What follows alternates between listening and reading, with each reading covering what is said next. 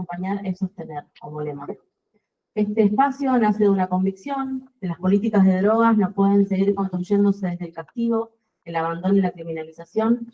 Necesitamos una transformación profunda que ponga en el centro el cuidado, los derechos humanos, la salud integral y la voz de quienes sostienen y habitan estos territorios todos los días. Hoy nos convoca la urgencia, pero también la esperanza. La urgencia de revisar el modelo que ha fracasado y que sigue produciendo daños, y la esperanza que traen los recorridos comunitarios, los activismos, las experiencias en salud mental, de cuidado colectivo, de cultivo, de acompañamiento y de vida digna.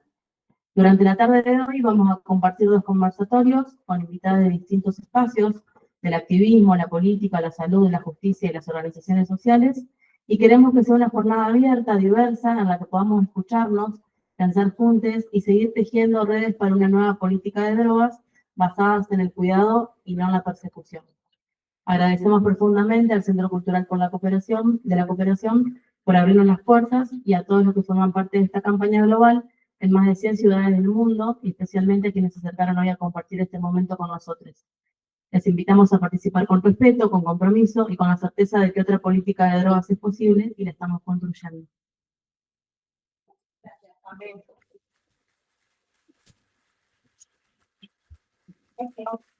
Buenas tardes a todos y a todas. Mi nombre es Brenda Mayer, soy la coordinadora del Departamento de Salud del Centro Cultural de la Cooperación. Muchas gracias por estar, muchas gracias a los y las panelistas por venir. Algunas son visitantes asiduas de acá de la casa.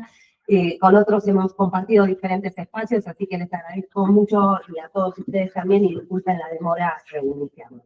Bueno, vamos a comenzar con este conversatorio. Va a comenzar el licenciado Pablo Catalán, él es psicólogo, magíster en Ciencias Políticas, docente de Salud Pública y Salud Mental de la Facultad de Psicología de la UBA, ex jefe de guardia del Hospital Bonaparte, miembro del Colectivo Argentino de Salud Mental y de la Cooperativa Laboral de Inclusión La Conurbana. Está a cargo del Departamento de Salud Mental ACBA y es delegado de FEDUBA, de la Federación de Docentes de la UBA.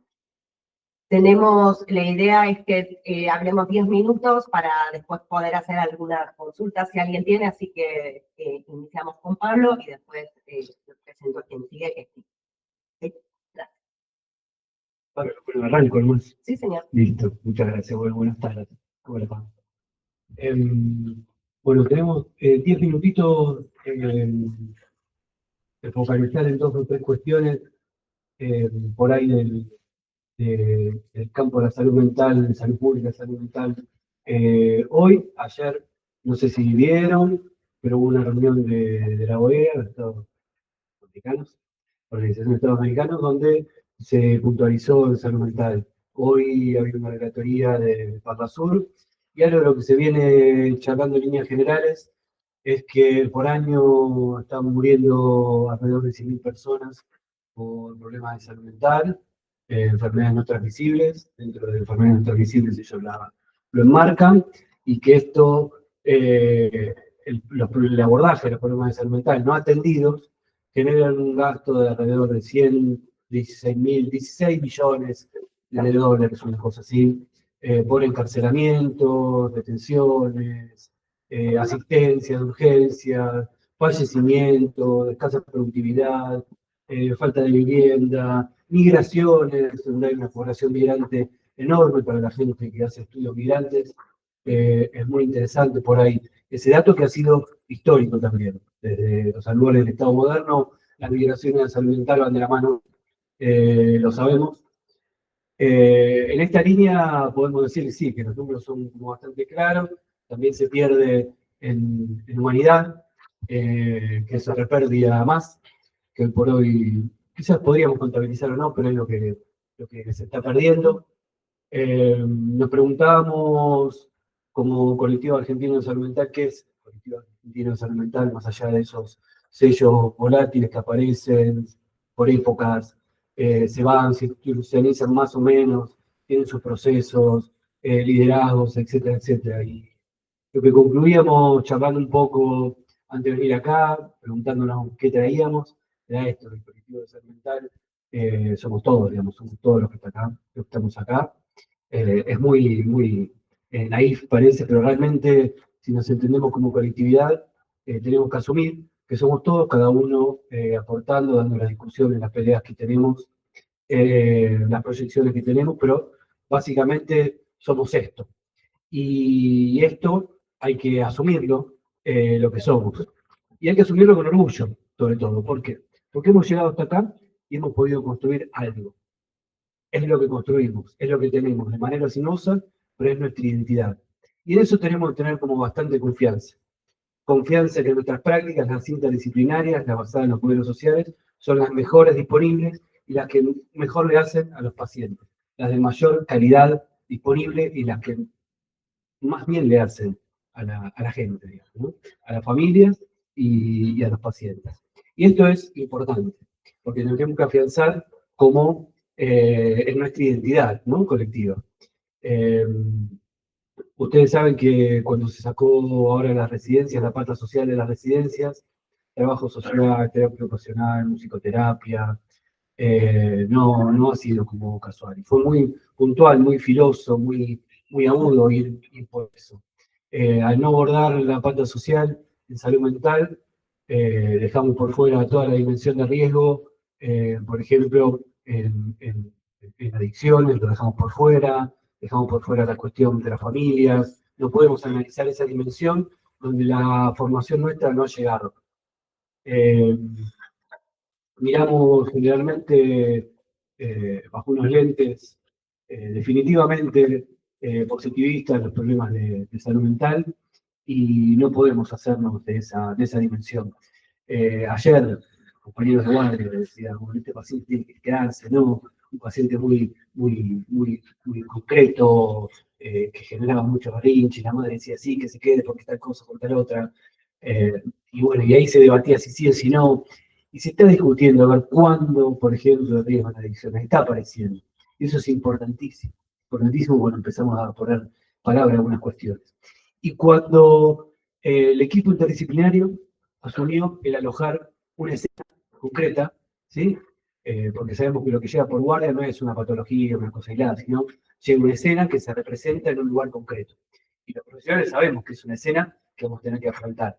Darle lugar a esa escena es toda una resistencia para el equipo profesional. Y no se ha dado muchas veces por la cuestión institucional, muchas veces por las prácticas, por el no saber por dónde, por no ponerle palabras, por lo que sea se presenta mucha resistencia. Pero hay escenas que son terribles, son tensas, son intensas, y darle lugar a esa escena, si comprendemos que es una escena en movimiento, lo que aparece a veces en urgencia, es darle lugar a muchas cosas. Bueno, apenas se le quiere darle ubicación a algo a esta persona, bueno, pasa lo que pasa, etcétera, y la profesora dice, mira, cuando hicimos esto, como hace la familia, ahí apareció la verdad de la milanesa, ¿no? Recién cuando nos pudimos a dar lugar a algo de esa escena en movimiento social y a la dinámica social que los hospitales no se están poniendo, no los hemos podido dar lugar históricamente, ¿no? A toda esta cuestión, no ha aparecido, históricamente no ha aparecido, no han tenido una oportunidad. Y lo mismo en las políticas, ¿no? Lo mismo en las políticas. Hablamos, por un lado, de lo que implica la inclusión de salud mental a nivel gestión macro dentro del campo de la salud pública, esto de 100.000 vidas en la región de las Américas al año, las pérdidas, los gastos, las pérdidas de humanidad que implica y que no han tenido un lugar para habitar en la sociedad a nivel macro que nos puede guiar en algunas políticas, y hablamos que eso llega hasta las prácticas, esa formación y ese sistema ha llegado hasta nuestras prácticas y con ello al diseño de las políticas. Por ejemplo, armamos X programas con X profesionales que implica un esfuerzo de gestión enorme, una cantidad de movilizaciones profesionales, recursos, etcétera, etcétera, y quizás ni opera a nivel simbólico. Y eso tenemos como que tenerlo como bien claro en la hechura de las políticas. ¿Qué políticas empiezan a representar o duplicamos ventanillas? En un municipio está la ventanilla municipal, la provincial, la nacional, la regional, y bueno, ya empezamos a pensar que tenemos un problema grave en la planificación, en la hechura de las políticas, de nuestras prácticas, nuestros programas, ¿sí? Que no son más que proyectos muchas veces. Tenemos un problema de planificación, sí, pero no un problema de planificación de ponerle palabras a un plan mayor, que es lo que queremos argumentar, y esta bajada que representa en este programa, no. Es un problema, como se dice, de democracia profundo, donde quizás no hemos llegado a comprender dentro del campo de la salud mental, o sí, pero no supimos cómo hacerlo carne, a comprender que la democracia de alguna manera es, como dice Liliana Badó, la olla y el olor a la olla en la cocina, representar esos olores, esos sabores, esas prácticas, esa epistemología. No pudimos evitar otra epistemología. Ir a ese campo es costosísimo para el campo de la salud mental. Y es una disputa que todavía recién ahora estamos dando. Y estamos dando como colectivo, y estamos dando todos nosotros que estamos acá. Y vuelvo al inicio, tenemos que confiar en que lo que construimos hasta acá es lo mejor que le podemos ofrecer a la sociedad. Que falta un montonazo, obviamente, pero que vamos por el buen camino. Y eso nos lo tenemos que creer, porque la gente nos lo dice. Seguir este camino hacia la dimensión social y poder llegar a las familias y que las familias digan, bueno, acá estamos representados. Esto no significa algo. ¿Sí? Lo que vos armaste representa la olla que yo cociné y que olí durante toda mi infancia. Entonces, llegar a ese punto, digamos, es un punto que podríamos llegar si asumimos como colectivo que nuestras prácticas son las mejores y que tenemos que tener confianza en eso que construimos. Porque si no tenemos confianza pasa que, bueno, de alguna manera, y no nos asumimos como colectivo, y como me gusta decir a mí, como colectivo excluido, ¿sí? Nosotros somos un colectivo plenamente excluido, así como familiares, pacientes, nosotros no estamos por fuera, ¿sí? Hay un cuerpo la paga siempre, el que apresan, el que matan, la familia le pone el cuerpo, la persona que le pegan, todos ponemos el cuerpo ahí, todos somos parte de un sector excluido. ¿Sí? Esto tenemos que tenerlo bastante claro. A partir de ahí, bueno, construyamos lo que podemos y hacia ahí vamos. Bueno, un montón de cosas para decir, pero en eso estamos, creo, hoy por hoy como colectivo, entendiendo que nos estamos definiendo a nuestra identidad, pero no solo identidad colectiva, asumiéndonos como colectivo, asumiendo que nuestras prácticas son las mejores, las que mejores le podemos ofrecer a la sociedad, que nos falta todavía esto de poder representarlas en el campo de los dispositivos, en el campo de la planificación, pero que no estamos sobre todo diciendo de cara a la sociedad y que estamos construyendo en ese plano, con el otro, ¿sí? Como me gusta decir, lo habla hoy por hoy salud mental, una diputada de la Libertad Avance Formosa, lo habla el Diego Martínez, lo habla el Espósito, lo habla la psicóloga de Ríos. Hoy por hoy se está hablando de salud mental en varias dimensiones de la vida. Y tenemos que salir a ese debate, a esas discusiones, en el marco de una democracia plenamente representativa. Bueno, en esa línea, como colectivo, le hemos podido dar pelea a los intentos de reforma de la ley, que ha habido muchos colectivos que le han dado pelea, y creo que es una disputa que la ganamos. ¿Sí? Es una disputa que la ganamos, no como un colectivo, sino como un colectivo grande. La ganamos porque tenemos un piso donde cuidamos la institucionalidad. Tenemos quizás una institucionalidad democrática más fuerte de lo que creíamos, porque la estamos cuidando todos, no sabemos por qué, pero la cuidamos. Y la cuidamos porque no queremos, como dice Robert Castel, que nuestras políticas sean un parche de la desigualdad. Queremos tensionar con la configuración social que tenemos. Queremos que nuestra práctica tensione eso que históricamente se armó y que no ha representado a nadie.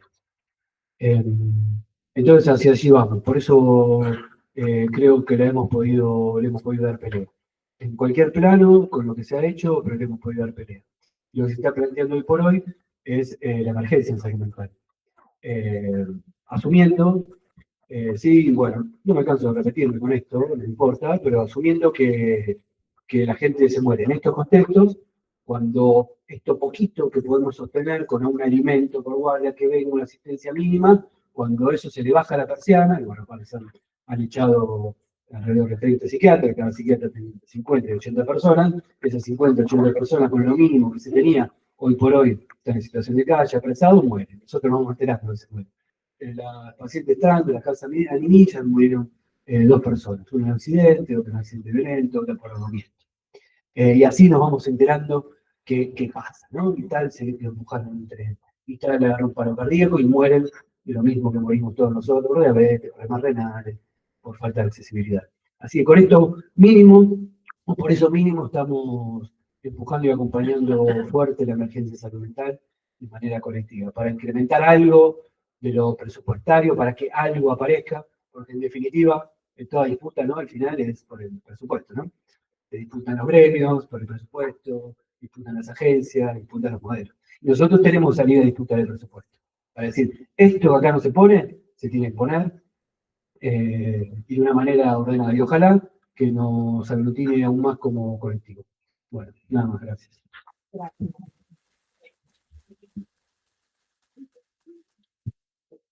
Perfecto el tiempo, Pablo, muchas gracias. Bueno, ahora va a continuar Titi Pedemonte. Ella es licenciada en Trabajo Social y perito oficial del Poder Judicial bonaerense, es vicepresidenta de Madres Guerreras contra las Adicciones y activista en salud mental. Titi, bueno, un poco me obligaron a cambiar lo que tenía preparado, pero traje cartelitos para que ustedes googleen, Googleen. Yo tiro una idea y ustedes, les voy a dejar mi mail, después pueden debatir conmigo si está bien o está mal. Pero un activista social, como me pusieron, en realidad lo primero que hace es despertar conciencias. Y creo que es importante despertar una conciencia que nunca se ha tenido en cuenta o que se tiene en cuenta soslayándola. Que esto de las adicciones, de invadir los estados con drogas, con elementos que matan, porque matan. Yo vi destruirse muchísimos barrios donde los varones, porque soy trabajadora social, iba caminando y veía cómo se desaparecían los pibes y las pibas, porque eran adictos. Y bueno, eran adictos. A mí me han llegado a decir los jueces, no se preocupe, licenciada, es un drogón menos. Bueno, desde allí salimos, ¿no?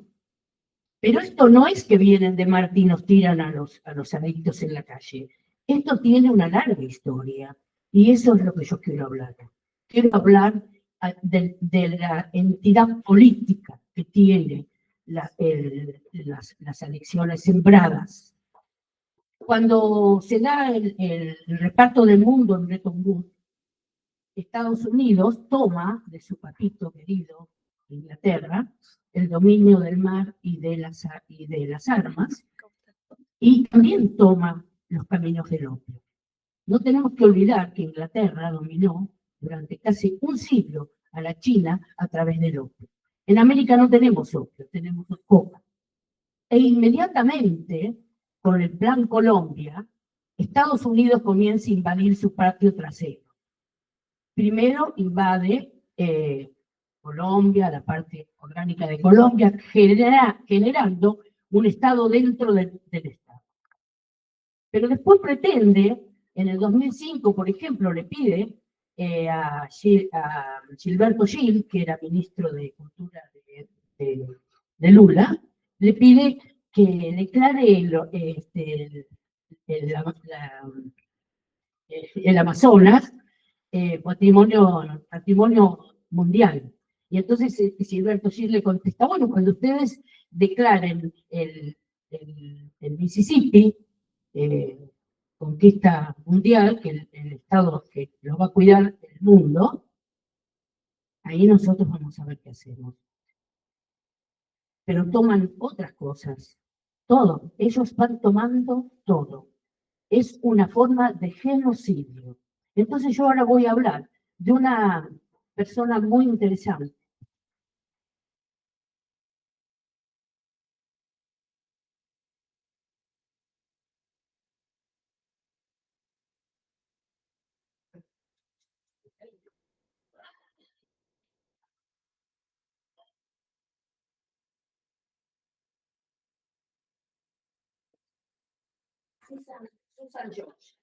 Susan George es una politóloga que nació en los Estados Unidos, pero se nacionalizó francesa porque renegó.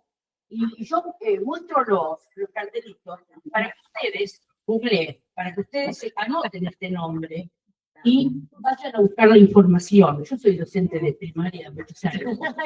Entonces, siempre me manejo con cartelitos y no por el poco tiempo que te leí por mí. Susan George decía que, que todo lo que se estaba haciendo era para que medio mundo se devore a otro medio mundo. Tiene un libro que se llama ¿Cómo muere la otra mitad del mundo? En el año 1979 ella lo publica. Y ella aparte hace el informe Lugano. El informe Lugano 1, en el año 1999, ella hace el informe Lugano. Se estudia cómo avanza la economía en este terreno donde la disputa entre los recursos naturales y la cantidad de habitantes del mundo está siempre despareja, porque teníamos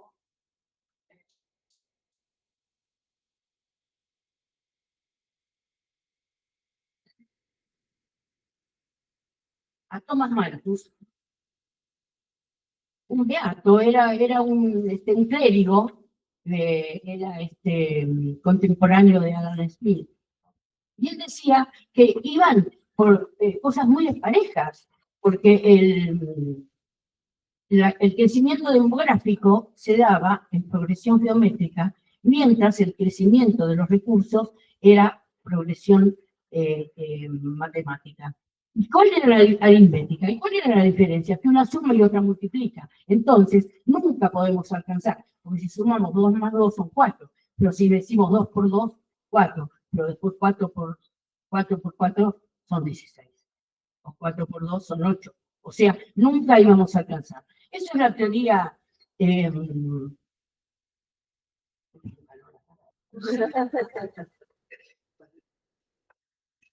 esa es la teoría catastrófica malthusiana, que es la que domina el neoliberalismo. El neoliberalismo está moviéndose con ese criterio, que hay que destronar y destruir comunidades enteras. Y eso es lo que hicieron, porque cuando las comunidades de Merlo, escuché, yo visitaba Merlo, de pronto las madres me decían, ¿saben, doña, acá la mayoría de los gurises están muertos o presos? Y han desaparecido cualquier cantidad de jóvenes que son simplemente un relato, como no son datos, no figuran en ningún lado. Pero eso es la destrucción. Y a eso se apunta. De esta señora maravillosa, que fue, bueno, y con respecto a ese plan que hablaba de los recursos, cómo avanza, les sugiero que lean, así como está acá, informes de Oxfam de 2016 y 2017, que hablan de que los recursos están mal repartidos, que el 1% de la sociedad detenga el 99% de los recursos y que el 99% se tiene que repartir solamente el 1% de los recursos. Entonces, bueno, Susan George forma parte de, en esa época, 2016 y 2017, todavía formaba parte de Oxfam. Oxfam no es ni de China, ni de Cuba, ni de ningún lugar comunista, es de Oxford, Inglaterra. Así que vamos a tenerle fe, ¿cierto? Bueno, ¿qué pasa? Como no pudieron tomar la de Brasil, ¿qué tomaron? La hidrovía, mal llamada de hidrovía, en realidad es la cuenca del Paraná. Si ustedes escuchan a Carlos del Fabre, por favor anoten, en serio, escúchenlo cuando cuenta que la hidrovía lo que hay es puramente cocaína. Habla de Vicentín metido en el último buque que vino con media tonelada de cocaína y se lo descubrió. Estamos tomados. Por eso Rosario es la ciudad que es ahora tomada por los narcos. Y eso es lo que se busca. Se busca ir tomando lentamente, destrozando las sociedades a través de las adicciones. Porque la verdad que nosotras, las madres que recorremos las calles, que abrazamos a los pibes, que encontramos un montoncito así de cartones y es un pibe casi desnudo, con el frío que hace, y que no se dignan a venir a buscarlos porque no hay criterio de internación, o sea, la ley, ¿no? Que cuando se les daña el cerebro, no sienten, ustedes saben lo que hace en el cerebro las drogas, se quema, no lo siente porque pierde sensibilidad, y nosotros encontramos casos de gangrena espantosos. El otro día encontramos a un muchacho que tuvieron que amputarle la pierna, porque se veían a través de los tendones y el olor a podrido que había donde estaban. Y nosotras vamos allí, y los tocamos, y los llevamos. Y la presidenta de mi organización, ella tiene una ternura, ella se atreve a tocarlos. A mí me da, no me gusta tocarlos, pero ella los acaricia, los lleva. Y tenemos un récord, realmente un récord de jóvenes que van a internarse por su cuenta a partir del amor de la presidenta de la ONG mía, Madres Guerreras. Si no cambiamos esto, si no los miramos con otra mirada, si nos damos cuenta que es un pronóstico de exterminio que estamos enfrentando, si no nos damos cuenta de todo esto, realmente estamos perdidos, estamos perdidos. Hace 23 años yo hice mi primer curso de operadora socioambiental especializada en adicciones.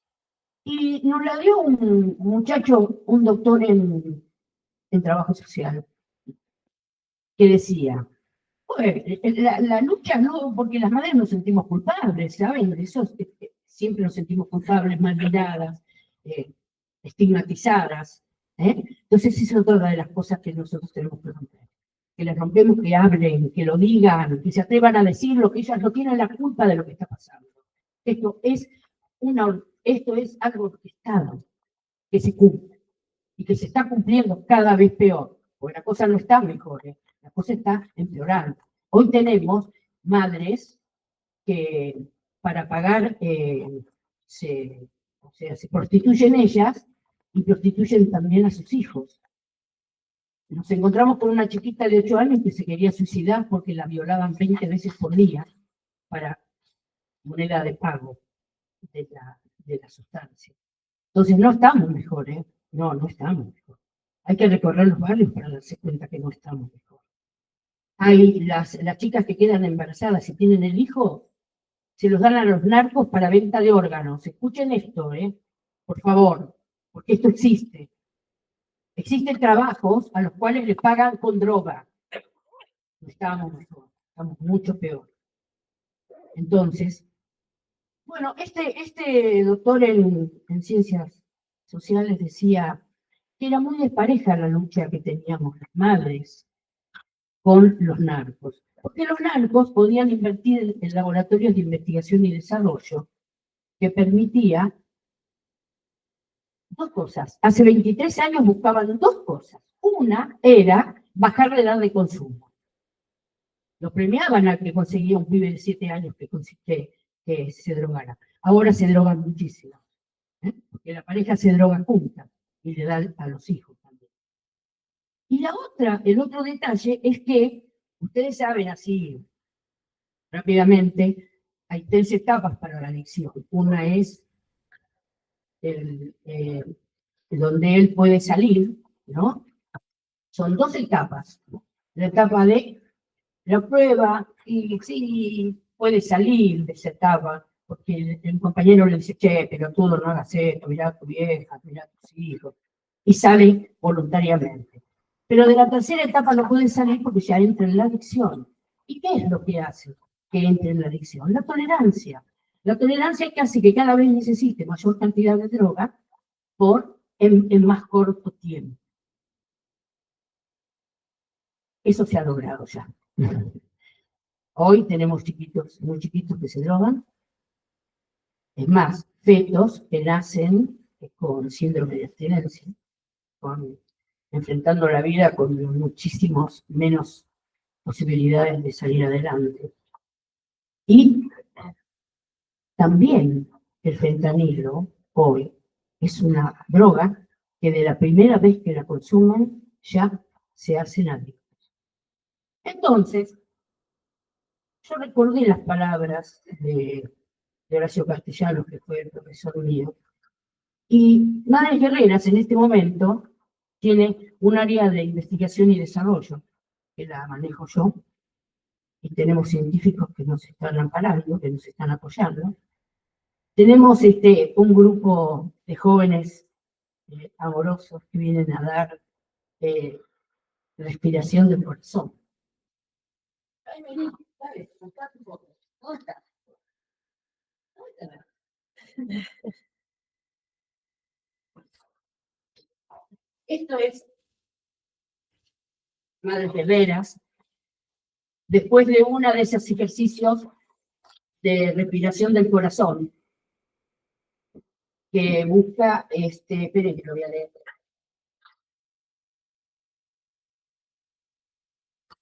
Psicología transpersonal, llamada respiración del corazón, transmitida por Ana María Aguirre, respiración holotrópica. Esta práctica nos permite llegar a estados ampliados de conciencia y acceder al material inconsciente que necesita ser elaborado. Lo más importante es que nos abre a planos espirituales y hace consciente esa dimensión de nuestro ser, permitiéndonos sentirnos uno con la totalidad de la existencia. Fue creada por Stanislav Grof y habla de el sanador interno. O sea, es una práctica fantástica, se las damos a las madres para que puedan soportar la presión que significa hijos. A ver, nosotras tenemos un grupo de contención porque sabemos que las madres la pasan muy mal con esto. Y bueno, cada tanto alguna cuenta que el hijo se electrocutó robando cables para quemarlos y venderlos. Otra nos cuenta que se colgó. Y cada uno de ellos es todo un trabajo de corazón, realmente. Y si no les damos amor, si no nos sentamos a entenderlas, esto que dice, la nueva forma tiene que ser sin estigmatización, sin que se los mire como si fueran animales, sin que digan, como decía el juez, no se preocupe, licenciada, es un dragón menos. Eso no puede seguir pasando. No puede seguir pasando. Bueno, entonces nosotros ahora tenemos un asesor del CONICET. Y cuando pueda hacer, le digo esto y ya está.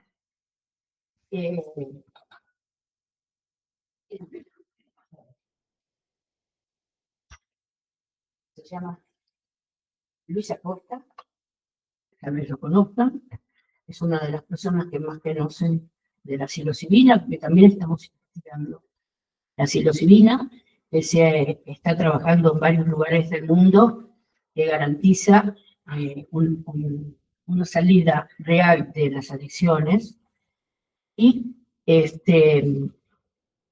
Luisa Costa, ex asesor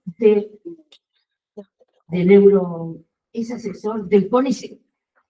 Está formado en neurociencias en el Instituto Ifibio CONICET, docente investigador en la Asociación de Medicina Integrativa de Argentina y en el Ecuador. Becario. Aparte se estudió en Yale University en inglés. Nosotras somos el primer grupo de madres que elige estudiar para reducir los daños y estamos estudiando la psilocibina. Hicimos un curso en psicodear y somos facilitadoras de hongos Así que bueno, estamos en eso. Y bueno, eso es todo.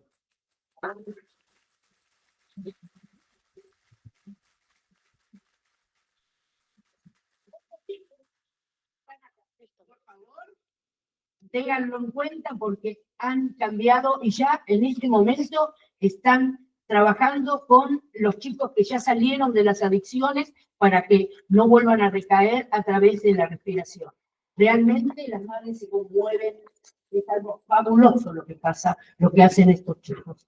Así que bueno, y me encantó porque hicieron que son la respi guerrera.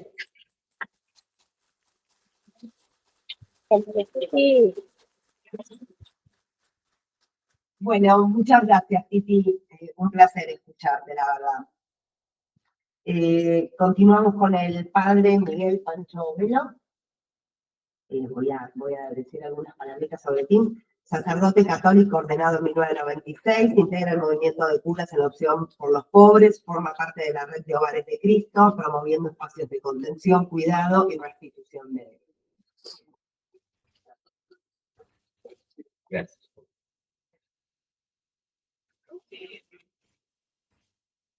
Tengo que ser honesto y decir que vengo de Merlo, como decía Titi, pero Merlo casi Morón y la puntita que está allá, unas cuadras de La Matanza, así que es la triple frontera, ¿no? Es un lugar especial y por lo tanto yo voy a hablar desde mi lugar, ¿no? Que es el laburar con pibes y con pibas, especialmente que, bueno, que consumen, pero que consumen en un ámbito. Todos sabemos que el consumo no es solamente una relación de la persona con la sustancia, sino que también tiene que ver con el entorno y que por lo tanto, desde ahí algunas cosas se valoran por ahí diferente que de otras, ¿no? Pero voy a empezar con una anécdota y la conté en el programa de Tabú con Ariel. Vieron que lo que tenemos Netflix, empezamos enseguida a recibir a otros que dicen, ¿no viste la serie tal? ¿Viste? Te hace sentir culpable, ¿viste? Porque no la viste. No se pueden ver todas las series que te dicen, no podés no ver. Pero yo tenía una culpa muy especial porque había una básica que no había visto, que era Ocupas. Bueno, ¿quién no vio Ocupas? Yo no la había visto. Entonces, como voy una vez, no la hice tampoco, bueno, gracias. Como una vez al mes vengo a cuidar a mi papá, acompañar a mi vieja, qué sé yo, que vive acá en Capital, y a la noche vemos algo, vemos una serie. Entonces digo, che, vieja, vamos a ver Ocupas, no puede ser. Bueno, el tercer capítulo de Ocupas, se juntan 3, 4, y dicen, vamos a drogar. Pues sí, que no digo, vamos. Y no sé si se acuerdan, pero toman un colectivo, no sé hasta dónde, para alcanzar el tren, ¿no? No sé, a Quilmes. A Quilmes. Después toman el tren, no sé cuántas estaciones, caminan como 30 cuadras, ¿no? Llegan exhaustos para meterse en un cuchitril así. Mientras yo veía eso, digo, en mi barrio hay 3 o 4 por manzana. No hay que hacer todo eso. No todos tranza, por ahí algunos que venden o revenden o qué sé yo, pero por lo menos 5 o 6 tranzas así duros, era mucho más fácil, ¿no? Y digo, ¿qué nos pasó? Esto era del 2001, pasaron 20 años. ¿Qué nos pasó? ¿No? Hay otra Argentina. Nosotros pensamos que el consumo problemático no se puede descontextuar del consumo, ¿no? De la sociedad de consumo. La sociedad de consumo que hace que además de crear un montón de necesidades, crea un horizonte de sentido en un estado de bienestar donde un montón de cosas son satisfechas por el que tiene para consumir, pero el que no tiene, entonces empieza a vivir en un contexto de exclusión, de no poder llegar a ese horizonte, de perder sentido. Vamos a poner un ejemplo muy concreto. No se puede vivir sin celular. Algún tío mío que todavía sostiene la bandera, pero no se puede vivir sin celular porque no se puede vivir sin celular. Los pibes tampoco pueden vivir sin celular, pero no ganan ni en un año 150 lucas para comprarse un celular berreta. Eso genera todo un submundo de celulares, ¿no? Desde el celular de segunda hasta el celular afanado. ¿Pero por qué? Para poder llegar a esa sociedad que le ofrece necesidad de algo que no puede conseguir. Entonces, el consumo de sustancia termina siendo no un placer, sino más bien una evasión por fracaso, ¿no? El otro día en una misa, con mucha gente, pero había chicas de una casa de recuperación, ¿no? Que tenemos, y siempre en la misa vieron bueno, pedimos por esto, pedimos por lo otro, sin intención, ¿verdad? Y nunca me había pasado una piba que hacía un par de meses que estaba, yo quiero dar gracias por sentir. Titi hablaba recién de, nunca se me había ocurrido una cosa así, no dar gracias por sentir. Sentir físicamente, o no sentir físicamente, es una consecuencia de la droga, pero no sentir espiritualmente tampoco, ¿no? No sentir nada. Ahora me siento viva porque siento, ¿no? Entonces, esa frustración es en la que se sumergen cada vez más y más porcentaje de nuestros hermanos, compañeros. Bueno, nosotros entendemos que en este tema del consumismo, y que el consumismo lleva a la individualidad, al individualismo, ¿no? Es una cosa de competencia, en el fondo, y que corta vínculos, continuamente va cortando vínculos sociales, vínculos familiares, vínculos con uno mismo. La alternativa tiene que ver clarísimamente con lo comunitario, con recrear ámbitos comunitarios donde uno pueda sentirse mirado, donde pueda sentirse parte, donde pueda ser, ¿no? Junto con otros. Y como bien decía Pichor Rivière, ¿no? Lo comunitario regenera salud, ¿no? Lo comunitario solo va haciendo espacios de salud. Y eso lo ven. El pibe llega al centro barrial roto, hecho miércoles, ¿no? Y al tiempo, cuando empieza a poder rearmarse un poquito, es otro pibe, otra piba. Cambia la cara, cambia la actitud. Hay una piba, decimos la Roche, es una piba bien de barrio, que trae todo en su mundo lo trae, ¿no? Y ella tiene una frase que dice, es un buen pibe. Vos lo ves, sí, me afanó 8 veces, es un buen pibe. Y es verdad, es un buen pibe, lo querés matar, pero es un buen pibe. Y ahora me hablaba justo hoy que se había traído a la tranza del barrio, porque claro, ahora está en la mala y viene a comer a la parroquia. Y la traía ella, ¿no? Y entonces ya no sabes qué hacer, porque en realidad es la piba que nos compró todo lo que nos afanaron hasta ahora. Pero es una buena piba, es una buena piba. Pero en estos submundos, por así decir, la droga va haciendo cosas que son altamente preocupantes. No me van a decir que no ven el Eternauta. Ahora sí. Tampoco. Lo tuyo es preocupante. Pero en el Eternauta pasa esto, que estos alienígenas, o sea, estos extraterrestres, terminan cooptando la mente, ¿no? Y alienando a las personas. Bueno, en los barrios se va viendo eso. Tradicionalmente, además de los códigos, ¿no? Bueno, hay códigos, ya sabemos, no se come, no se caga, en el barrio no se afana, eso ya fue. Pero mínimamente sí, bueno, te puedes sentar y hablar y decir, che, loco, nosotros no. Bueno, hoy está viendo situaciones que son imposibles. No los agarras paleta jamás. No están en sus cabales nunca. Son como fieras, que lo único que les interesa es consumir y venga lo que venga. Pero bueno, situaciones que se van dando y nosotros, bueno, la iglesia siempre fue como un poquito como temerosa de estos temas, ¿no? No, vamos a ver, podemos. Pero hubo algo que fue providencial y que fue que en la Villa 21, hace ya unos 20 años, creando un espacio para los pibes, en un momento ya se quedaron sin coordinadores o animadores, ¿no? Ellos venían. Entonces, los curas lo que dijeron fue, bueno, somos nosotros, que los mismos pibes empiecen a gestionarse, ¿no? A ayudarse entre ellos. Y así crearon el primer paso de lo que se llamó después los hogares de Cristo, que fue muy interesante porque le dio también un poco de empoderamiento a la temerosa comunidad de la iglesia, es decir, pues se puede hacer algo, ¿no? No hace falta ser el super psicólogo, ¿no? O el experto en adicciones. Podemos hacer algo que sea sanamente potable, posible, ¿no? Como decía Pablo, estamos todos lo mejor. Y empezaron a proliferar. ¿Qué características tienen estos espacios? Primero que son espacios abiertos. Hay una frase que identifica y que es que la vida hay que recibirla como viene.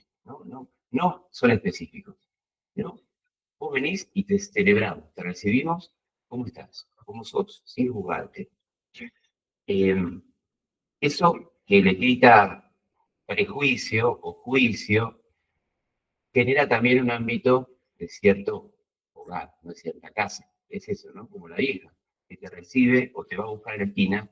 ¿Cómo estás? ¿Cómo sos? ¿No? Por otro lado, también hay una cosa linda que tiene que ver con compartir con pares. Es una cosa simétrica, ¿no? Pero se dan referencialidades en la simetría, ¿no?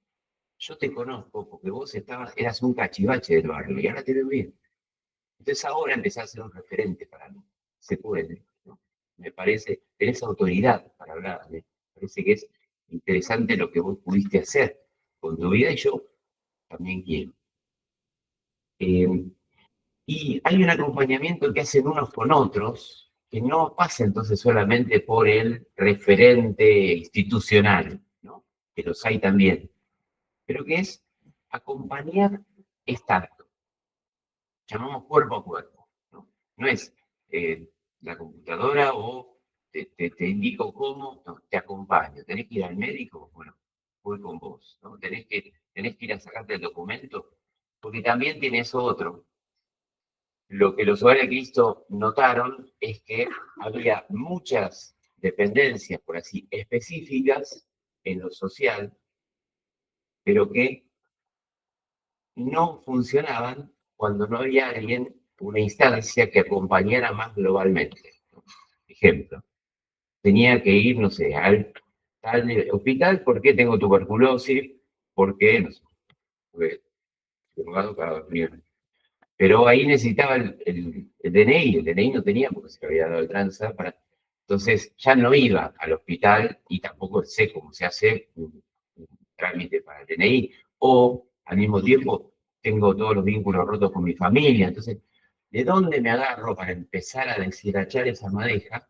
Bueno, alguien, algo, un espacio que no sea ni el Registro Nacional de Identidad, ni el hospital de tal cosa, sino que sea el acompañante que va haciendo de guía a ir reconstruyendo todos esos vínculos.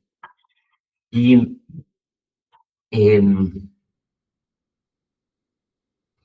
hay cosas que a mí me van como preocupando, ¿no? Además de ese desembarco brutal que está teniendo la droga y que cada vez va generando más, digamos, droga a tu medida, ¿no?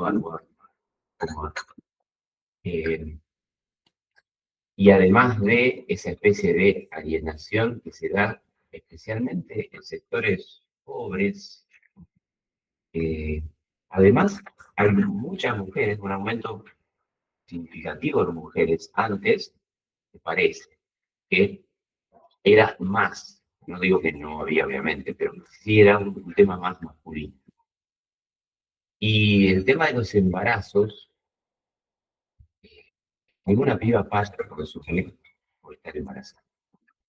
Por ahí clase media, no sé, vemos a una embarazada fumando y digo, che, loco. Bueno, cigarrillo en este nivel es nada. Seguir con drogaduras, teniendo adentro un cerebrito que es una gelatina, ¿no? ¿Qué va a pasar con todo esto, ¿no? ¿Qué viene? Y lo otro que también me preocupa es la ausencia del Estado, cuando no la complicidad, pero sí la ausencia. Les cuento un ejemplo muy claro, y con esto voy cerrando. Frente a un grupo de pibes incontrolables en uno de los barrios, que no paraban de hacer fechorías y eran todas las noches, nos juntamos un grupo de vecinos bien intencionados para decir, son los pibes con los que crecimos, yo jugaba de chico con él. Bueno, ¿qué podemos hacer para ayudarlos? Después de darle todas las vueltas posibles, y doy fe que le buscamos la vuelta, dijimos, lo único que puede hacer es que el Estado intervenga metiendo una cana. Es lo único que encontramos que lo podía ayudar para sacarlo de esa especie de ola brutal en la que no podía salir y que embarraba a todo el barrio. Entonces, lo que a mí me preocupa también es, ante la ausencia del Estado, cómo se dirimen estos niveles de confrontación. Una de las catequistas de la capilla, que es tía de uno de estos pibes, cuando fue a hacerle la denuncia, la perimetral a su sobrino, le preguntó, le confesó, le preguntó a la policía, ¿cómo hago para conseguir un revólver? Lo dejo planteado también, ¿no? Si no se dirimen frente a los estamentos lógicos, la gente va a empezar a hacer justicia por mano propia y los que caen ya sabemos que son siempre las víctimas.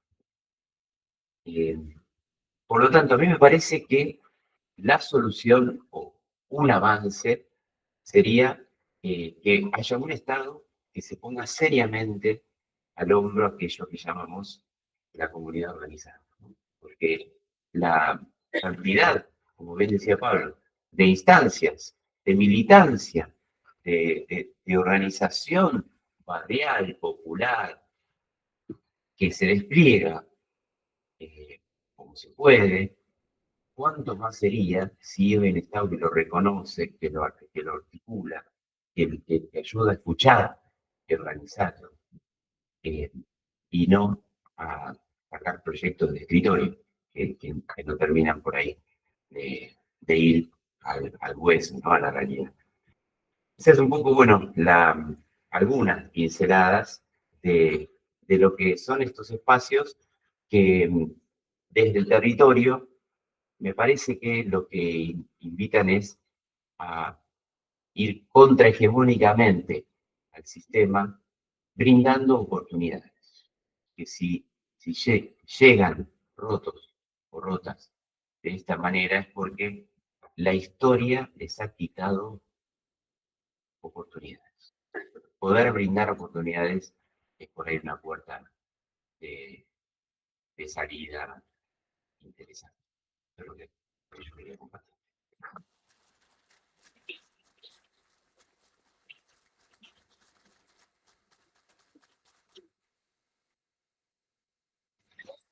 Bueno, muchas gracias. Estuviste perfecto con el tiempo. No pude hacerlo, pero bueno. Sí, vamos. Señorita Valeria Salech, fundadora de Mama Cultiva Argentina, organización impulsora de la Ley de Cannabis Medicinal, miembro de la Asamblea Ni Una Menos y de Movida Ciudad. Le damos la palabra y le agradecemos mucho por su presencia. ¿Sabes qué voy a donde me llames? Bueno, yo la verdad que no sé qué decir. Estaba más para seguir escuchando que para hablar, y aparte ya hablé hoy, y estoy cansada, pero también ver a ustedes ahí y a nosotros acá y a Pame allá, un poco de esperanza me da. Creo que las personas que estamos acá tenemos la convicción, tenemos muchas cosas en común y somos fuertes. Y lo que dijo Pablo me quedó resonando un montón, es importante reconocernos. Y todos estamos de acuerdo en que hay que cambiar las políticas de drogas.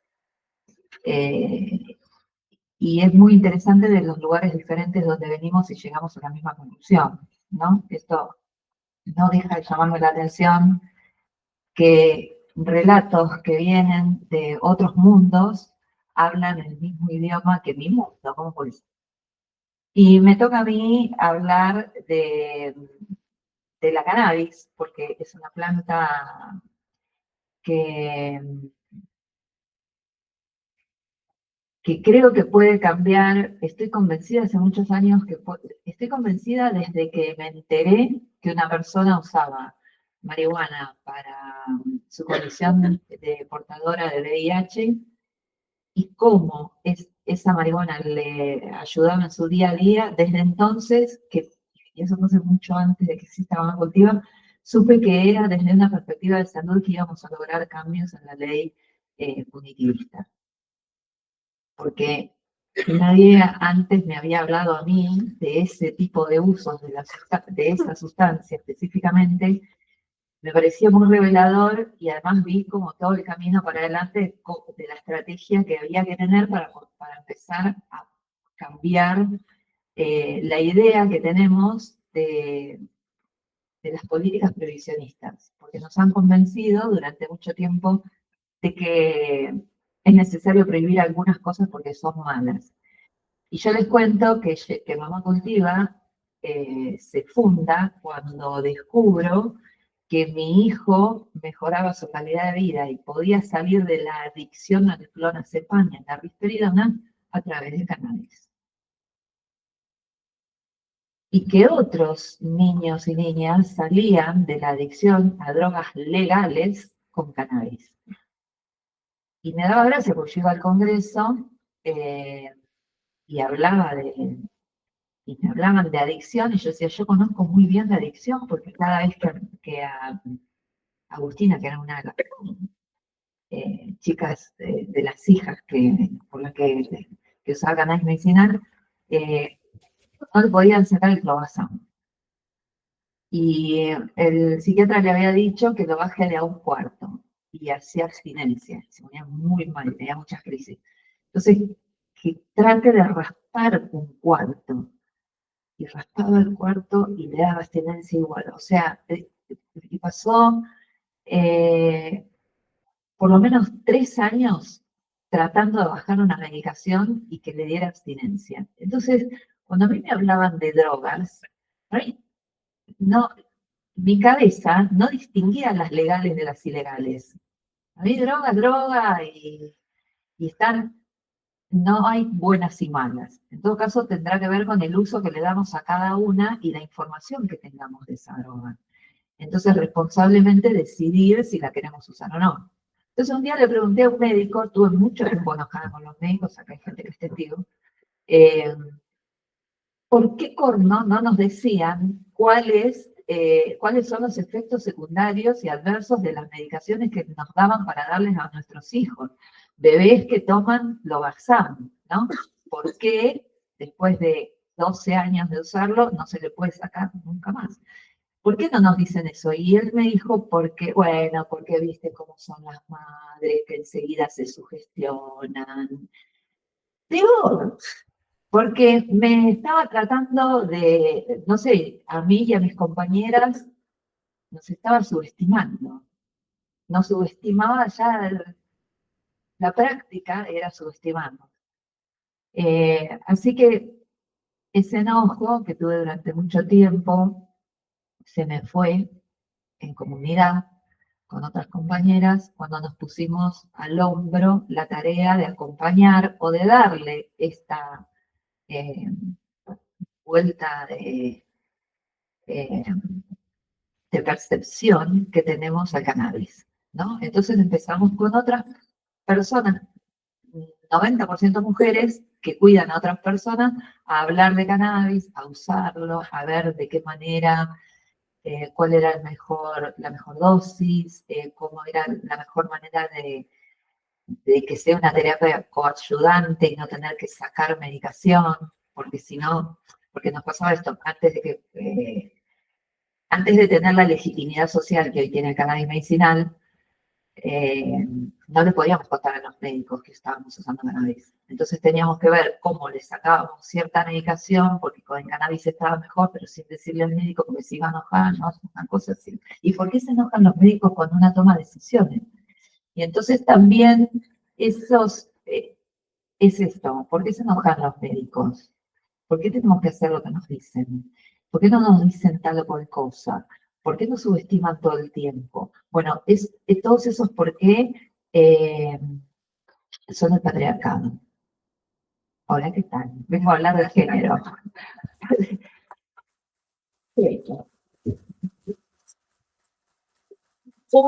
¿Cómo nos cayó el rol de cuidar? Una cosa es maternar, que tiene que ver con un sostén emocional, afectivo, un vínculo amoroso que permita que haya confianza en la relación con nuestros hijos, ¿no? Leer un cuento a la noche y esperarla y cebarle mate mientras estudia, a los 20 años. Eso es maternal. Ahora, cuidar es ir a hacer los trámites a la obra social, pelearte con Dios y María Santísima porque te cubran los pañales, ir y pelear por la medicación, ir a la farmacia, ir a hacer los mandados, y todo eso hacerlo con la persona, si tiene discapacidad, a cuestas. Ser cuidadora es un trabajo mucho más técnico y no necesariamente tiene que ver un vínculo afectivo, pero sin embargo nos toca a nosotras y si no lo hacemos somos malas madres. Si nos quejamos, somos malas madres. Si preguntamos, somos malas madres. Si no obedecemos lo que dice el médico, también somos malas madres. O sea, hola, les hablo una mala madre, porque todo eso se nos ocurrió a nosotras cuestionar. Y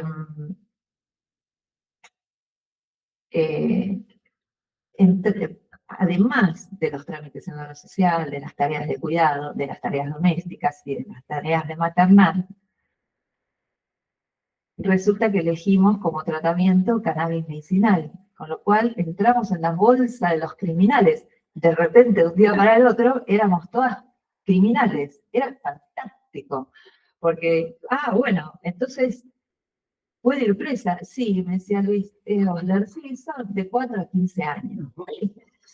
Bárbaro, ¿por qué? Por sembrar, cultivar, cosechar, divulgar, difundir, de todo me entra. Bueno, bárbaro, no hay problema. Total, estoy presa en casa, ¿sabes? En realidad, hasta puede parecer una fantasía ir a un lugar donde me vayan a dar de comer. No tenga que pensar en qué voy a cocinar, ni tenga que ir a la farmacia, ni tenga que cambiar los pañales a un adulto, ¿no? Bueno, esa es nuestra realidad y así fue creciendo Mamá Cultiva en función de un grupo de personas mayormente cuidadoras, mujeres, que no tenemos un piso de dignidad como debería tener toda la sociedad, y que somos muy desobedientes, porque, como dijo una compañera, la desobediencia y la rebeldía son signos de salud en esta sociedad, porque no nos acostumbramos a la crueldad, porque pulsamos e insistimos con la construcción de una vida digna para nosotras mismas y para los demás, porque ser cuidadoras es nuestra arma de transformación y porque, sobre todo, como me enseñó Liana, somos sujetos políticos. Y nosotras hacemos política como cuidadoras, desde nuestro lugar de cuidadoras, y lo hacemos cuidadosamente, porque sabemos leer a las personas. Ustedes saben que cuando vos cuidas a alguien, sobre todo si no tiene lenguaje, aprendés a tener otro lenguaje que no es, ¿no? Seguramente vos también hables un par de lenguajes diferentes. Y aprendimos a leer lenguajes y aprendimos a referirnos con mucho respeto a cualquier persona que tenemos al lado y sabemos que es falsa la solución punitivista, que tratar de resolver por vía penal conductas sociales no funcionó y no va a funcionar nunca, y que hay otra manera de construir política que es mucho más maternal y que tiene que ver con los lazos, con los vínculos, con crear refugios donde las personas se sientan contenidas, donde las personas se sientan parte, pero de ninguna manera castigarlas, nunca, jamás. Eso en nuestro mundo no se hace, y vamos por un mundo en donde primen los cuidados y prime ser cuidadoso con el otro, porque de eso se trata ser buena persona, de ser cuidadosos con los demás, de ser responsables socialmente. Todo lo que nosotros ahora vemos como signos de crueldad son personas que no son cuidadosas con quien tienen al lado. Y yo creo que somos mayoría los que queremos ser cuidadosos y cuidadosas. Así que hoy venimos de la misma charla con Pablo porque hoy hicimos un tour y había un compañero que decía que siempre pensó que la política era como un péndulo y que por unos momentos ganaban unos y lograban conquistar algunos derechos y después ganaban todo lo contrario y entonces quitaban esos derechos y que estábamos siempre en un péndulo y que, bueno, nunca pensamos que habíamos tirado tanto del hilo como para que el péndulo llegara hasta lo que soy, ¿no? Pero no saben lo que va a hacer cuando vuelva a eso. Nada más. Cuento con ustedes.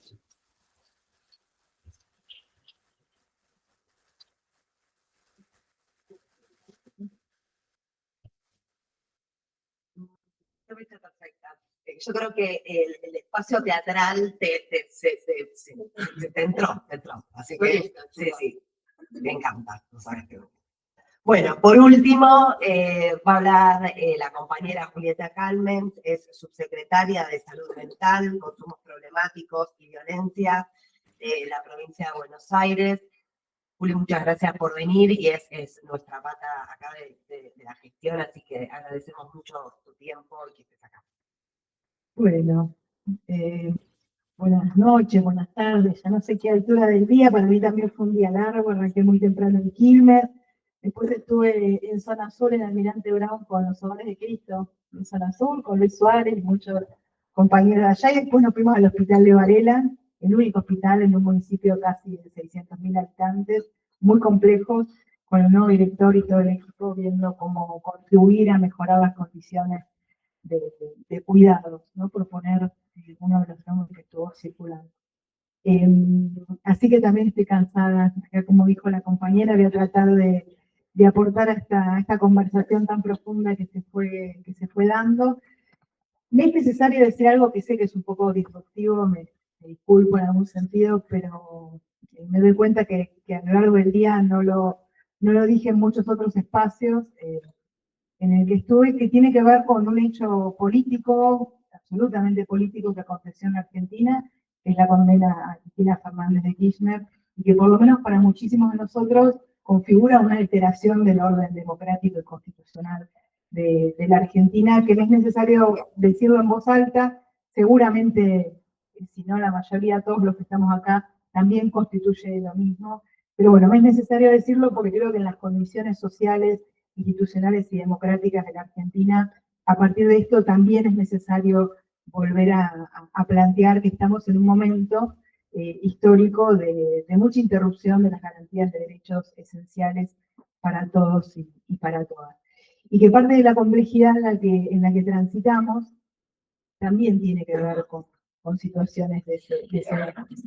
Y que van a implicar que además de las luchas históricas por los derechos, por la igualdad, por la inclusión, por los valores, los que también pienso que la mayoría de nuestro pueblo se identifica y busca construir una sociedad mejor, además de eso también vamos a tener que volver a pelear y a luchar por las garantías constitucionales y democráticas. Yo nací en marzo del 76, una fecha particular de la dictadura argentina, y no imaginé que me iba a encontrar a los 49 años presenciando la situación. Pero acá la compañera dejó un final hermoso, que es cuando el péndulo vuelva, bueno, realizaremos las cosas que hay que realizar. Pero para eso, entre tanto, también me parece que es un tiempo, además de resistir y además de luchar, también para avanzar en algunas discusiones y en algunas ideas incluso hasta más concretas de cuáles serían las reformas necesarias desde el Estado argentino para producir en la Argentina que esperemos prontamente podamos recuperar. La provincia de Buenos Aires tiene la particularidad de estar gobernada por Axel Kicillof, lo cual es un impulso para el desarrollo de muchos proyectos históricos que buscamos poder realizar en la Argentina, entre ellos la implementación de la Ley Nacional de Salud Mental, que implica, entre otras cosas, transformar las viejas instituciones totales, los manicomios, en nuevas alternativas de salud y de vida. Eso es algo que se está realizando en nuestra provincia. No nos interesa tanto contar lo que se cierra en los manicomios, y de paso aclaramos que el cierre de los manicomios no implicó cerrar ninguna cama de internación por crisis y situaciones agudas de salud mental. Por el contrario, continúan todas y hay proyectos y obras de infraestructura que están mejorando esos espacios de internación, pero sí implicó construir una alternativa de vida distinta para aquellas personas que en algún momento atravesaron un padecimiento y que nuestra sociedad históricamente construyó esos espacios donde en algún momento se buscó dar salud y finalmente lo que significó fue el aislamiento de un conjunto importante de personas de la sociedad y a esas personas de sus trayectos de vida, de sus comunidades. Esa construcción de una alternativa distinta en la provincia está implicando lo que llamamos un sistema de apoyos. Es decir, que el sistema de salud, además de tener tratamientos, además de tener internaciones, además de tener espacios ambulatorios, además de tener estrategias para el acompañamiento de las problemáticas del consumo, tenga en la comunidad esto que llamamos sistemas de apoyo, que son equipos de salud, hay más de 400 trabajadores que acompañan casas que se alquilan, y algunas se está construyendo la provincia de Buenos Aires, y prontamente vamos a inaugurar muchas más, con equipos de salud que acompañen la inclusión de la vida en comunidad. El derecho a vivir en comunidad como un derecho humano, también entre todos y todas, a veces requiere que se construyan esos apoyos, que a veces son económicos, que a veces son humanos, que acompañan también los cuidados de aquellos que quedaron desvinculados históricamente de cualquier otra alternativa. Esto para nosotros, para los que venimos del palo de la salud mental en algún sentido, es la posibilidad de realización y de confirmación que aquella Ley Nacional de Salud Mental planteó, pero que implica ni más ni menos que transformar los sistemas de salud, transformar el Estado. Aplicar algunas leyes implica transformar las instituciones del Estado, invertir un montón de plata y transformar las lógicas con las que se organizan los sistemas de salud. Y construir salud en territorios históricamente no habitados por el sistema de salud. Estar en una casa acompañando a un conjunto de señoras o de señores, estar realizando prácticas en la comunidad, ayudar a organizar la vida y los vínculos en un hogar, constituyen prácticas totalmente atípicas para el sistema de salud. Generó 200.000 discusiones iniciales, pero ¿cómo? Si los profesionales están fuera del lugar del hospital, y qué pasa en el traslado, y qué pasa, y terminaron pasando cosas espectaculares, y hoy los profesionales, muchos piden estar en las casas. Hay 187 casas en este momento. ¿Y qué nos enseña eso, además de lo que era necesario producir en la Argentina y que sirve como una experiencia para todo el país?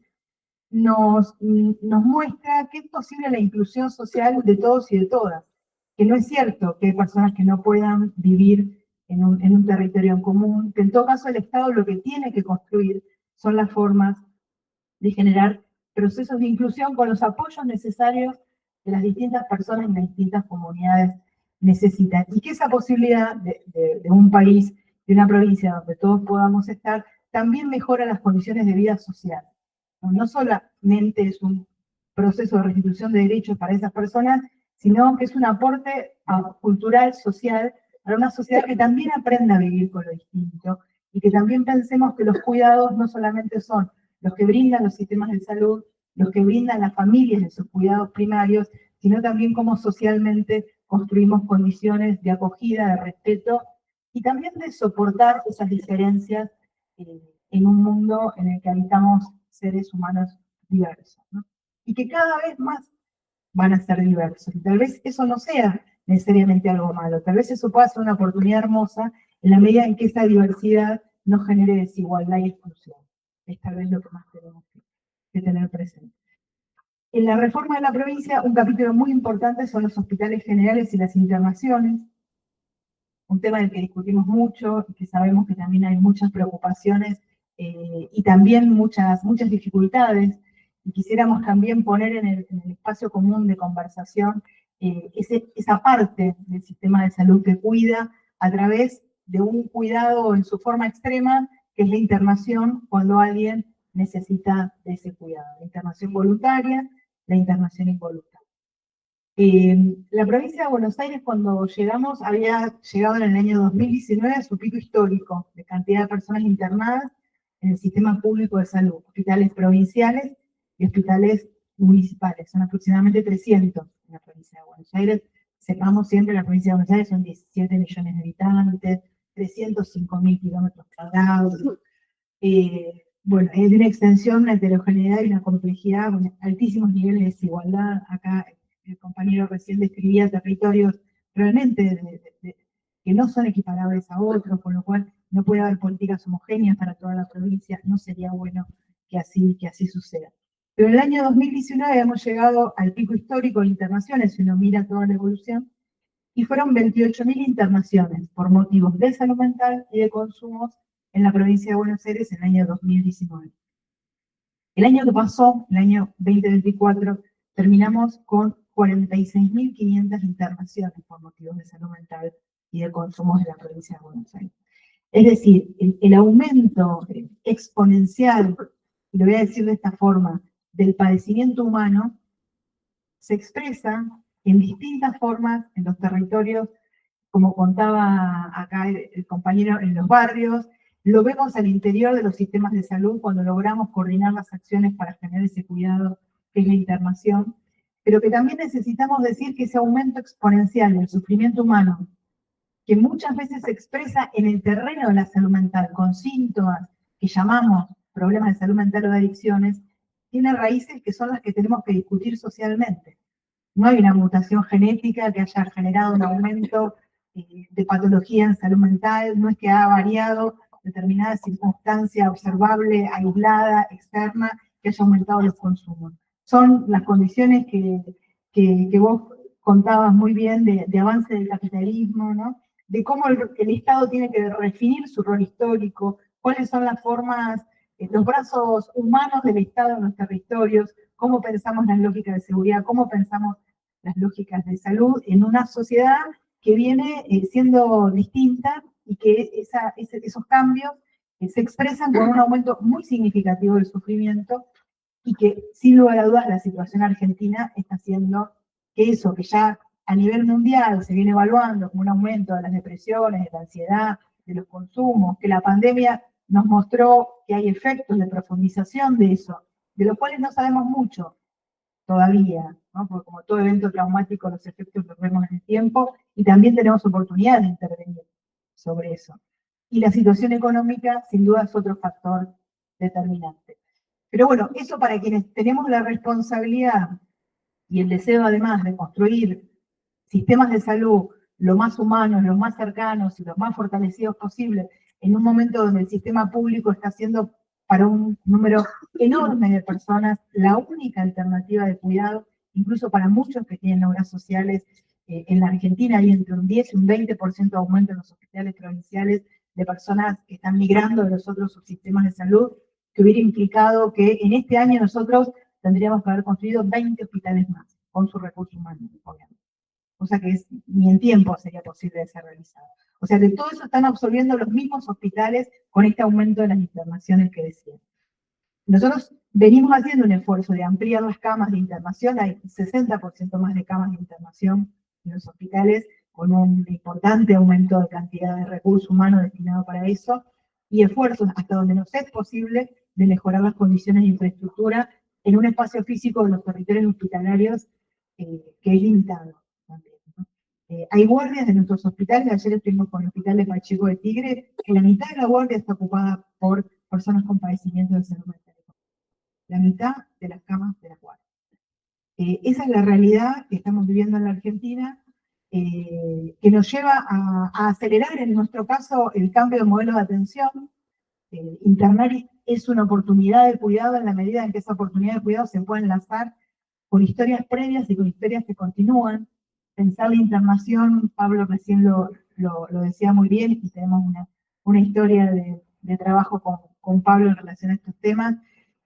Pensar una internación solamente como lo que empieza y termina ahí, que los profesionales pensemos solamente las intervenciones de cuidado de esa manera segmentada, y no podamos pensar las trayectorias de vida, y no podamos pensar con quién se enlaza y que quienes están en los territorios no puedan encontrar vías de comunicación con los hospitales. Bueno, todo eso es parte de lo que hay que seguir transformando en el modelo de atención. No solo es plata, no solo es camas, no solo es recursos humanos, sino cambiar las lógicas con las que pensamos los cuidados. Maternidades y consumos, que incluso a veces no sabemos cómo llamarlo, si maternidad y consumo, son mujeres gestantes que consumen, es una de las problemáticas más complejas que tenemos en este momento. Y les aseguro, para los sistemas de salud es un desafío porque te rompe toda la tradición de cómo organizar los cuidados. Tuvimos en González Catán, en el Hospital Simplemente Evita, el 30% de los bebés, y lo digo y me produce mucho dolor, el 30% de los bebés que están hoy en la neonatología de ese hospital, que es un hospital muy importante en nuestra provincia, un hospital relativamente nuevo, el 30% de los niños permanecen en neonatología por haber nacido con intoxicación de sustancias.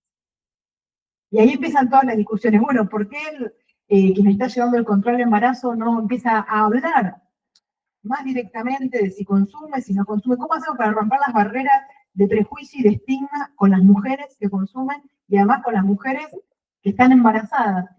¿No? Que si son madres, no madres, bueno, iremos viendo. ¿Por qué no rompemos las barreras? Y te dicen, bueno, pero no vienen al control de embarazo. Entonces, bueno, ¿dónde vamos a hacer el control de embarazo? ¿Entre quiénes vamos a hacer el control de embarazo? ¿Solo el sistema de salud hace el control de embarazo adentro de las salas, adentro de los hospitales, con aquellos que pudieron llegar, que tuvieron el tiempo, la voluntad, el interés, subjetivamente, el proceso que significa ir a hacer un control de embarazo?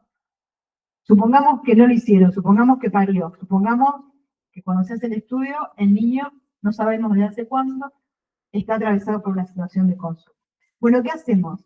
¿Amamanta o no amamanta después? Porque es una mamá que vemos que por ahí no va a poder dejar de consumir. Bueno, no, que no amamante, que le damos la leche de fórmula. Porque si sigue amamantando con consumo, eso va a generar un deterioro. Bueno, pero no viene a buscar la leche de fórmula. No viene al hospital a buscar la leche de fórmula.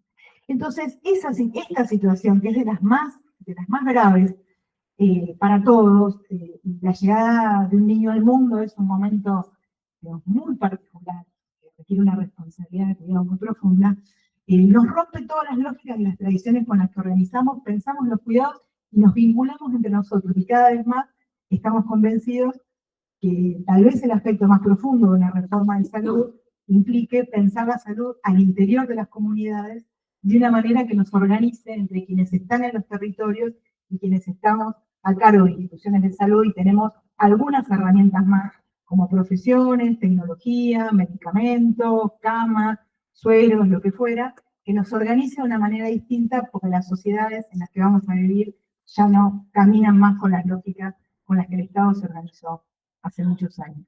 Así que mientras el péndulo, me parece que tocó la punta lejana ya, va volviendo, me parece que es un momento realmente importante para discutir esas cosas y pensar y diseñar y decir cómo tiene que ser un Ministerio de Salud próximo para la Argentina. ¿Cómo es una reforma sanitaria profunda para la Argentina? ¿Qué es más guita? No tenemos duda. Y en salud mental y consumo es una torta de plata. Y necesitamos miles de personas formando a decenas y centenas de miles de personas que realicen cuidados para otros. Pero también es necesario salir de la fragmentación de nuestro sistema y es necesario que discutamos colectivamente, concretamente, cómo es la reforma sanitaria que vamos a hacer en el 2027 cuando el péndulo regrese. Muchas gracias.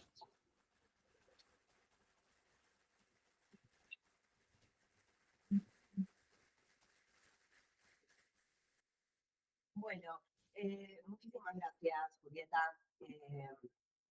La dejaste ahí picando y la verdad que te agradezco por haber traído la mención de la condena a la compañera Cristina, porque digo, para ella, para nosotros y todo el colectivo de salud mental, la ley de salud mental se sanciona durante eso.